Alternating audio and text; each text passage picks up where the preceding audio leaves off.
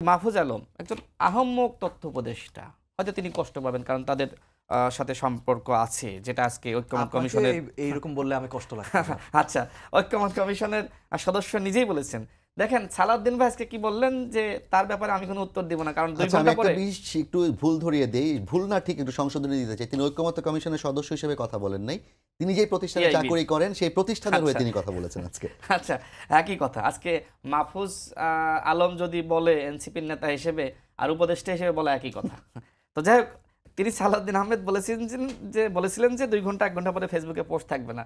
তো আমি একটু আগেই দেখলাম যে পোস্টটা আসলে মাহফুজ আলম ডিলিট করে দিয়েছে।